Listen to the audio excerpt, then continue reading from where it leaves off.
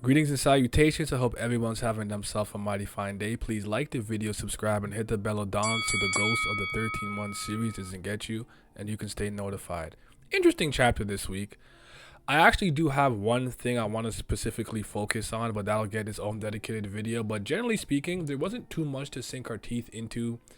The red light district people continued to fight. Yama and Ratnagrad kind of exchanged one blow.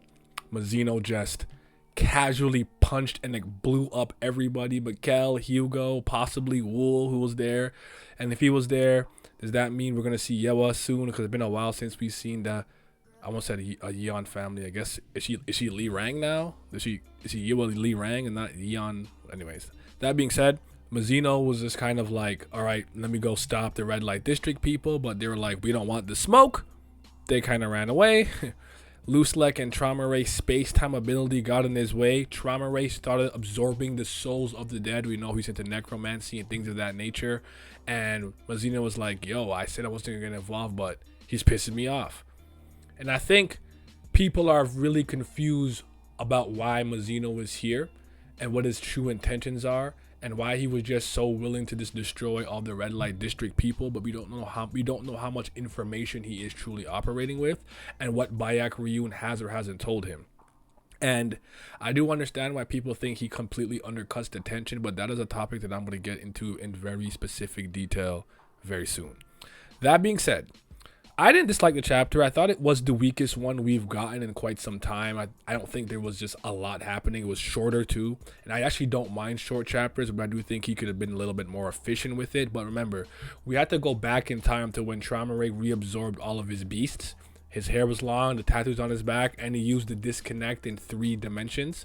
And then that caused a space-time rift, which kind of got in Mazino's way a little bit. But then he was like, he noticed that both the families noticed that their family heads were there, and then they were going to charge and get in the way and probably get hurt. But he wanted to focus on the people from the red trash can, red dump, red heap, whatever it is that you want to call it, RDL.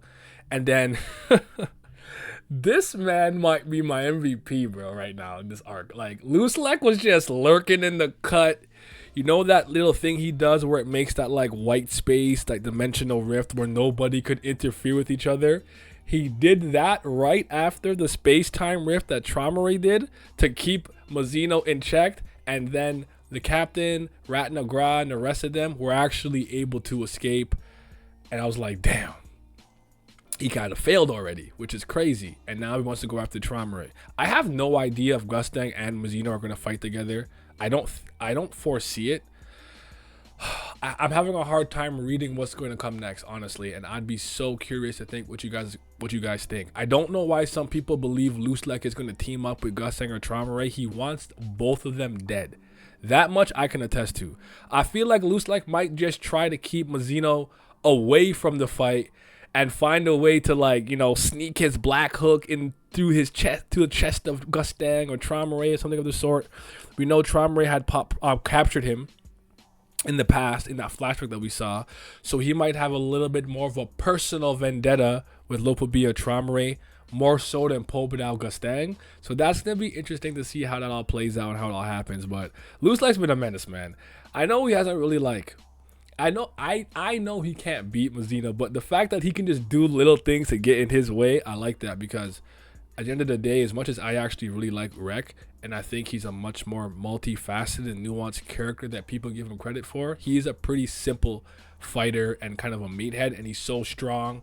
He tends not to concern himself with the minutiae of like abilities and spells and things of that nature, and that could be his downfall. Because if you actually look at the captain, the boss, whatever, and his armor and all the weaponry he has on his back, I believe that the things that the 10 family heads or great warriors discarded in the red heap has some ancient weapons, technology, machines, plants, shamans, magic, spells, maybe some concepts that have been lost to the tower when Gustang kind of discarded history and started that second ancient era, if you will. So if they could have some things there that are really dangerous. But I didn't want to say that it was hype seeing Mazino do that really casual punch that just wrecked everybody and then just slap the cannon beam down.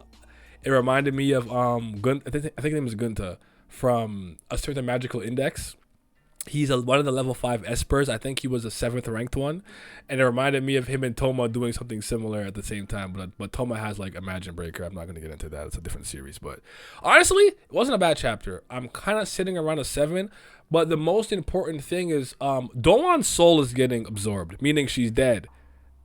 Yes! Let's go! The Doan pack continues. Suffer Chai, don't care. You punch good, but I still don't really like you.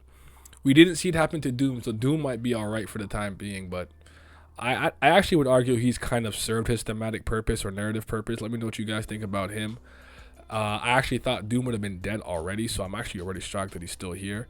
So, that's pretty much the chapter. I also want to know if you guys think that this Yama form is just a rage-induced form from hearing that Doom was hurt, and because he's more powerful, it looks like this. And I think if Yama can actually go into his full Hamburg transformation and summon Arcanak, so like Arcanak is going to be as strong as the host that is in. So the stronger Yama is, the stronger Arcanak is. Somebody asked me if Yama was going to play a part in taking down Traumerei, how would he do it? I think it would be the ancient that his mom put inside of him, Nenea. You guys remember Nenen? I think that would be the major factor that can do something to whatever. Remember, there's 3 water dragons, Leviathan or whatever I was talking about. So maybe Bam comes into the fray after dealing with Belarir, Enkidu, and I believe Holland is still there. So yeah, I actually think he's gonna do a shift in scenes and maybe focus on Bam for the time being. We still don't know where Rachel is right now, but I thought the chapter was good, all things considered. But I think it was the weakest one in a while and not too much to sink our teeth into. But let me know what you guys thought in the comment section below. I'm going to focus on talking about Mazino's mindset, his role here, and whether or not I believe he's like a Deus Ex Machina or someone who just completely undercuts tension and suspense when he arrives. Because this was actually a pretty big talking point during the floor of death. Y'all be safe. Naya Hammock signing out. Yo, what's up, Patreon people?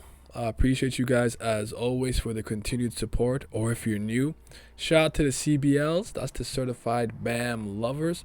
But a bigger shout out to the Priest of Fire, that's Brilliant Gang. They might be the real CBLs. And the biggest shout out to the 5th Zen Gods, the tier 3s. Shout out to you guys. Shout out to Johnny Rogers, Big Mon Catan, Lucky Roo, Revenant, Scobe, Simi, Urek Mazino, Wolf General, Zyler Scotty, Big Abdel, Agrona Vitera, Childish Nujabis, Cisco, Gray, and Huey. Your support is greatly appreciated. What's happened to my voice? Thank you.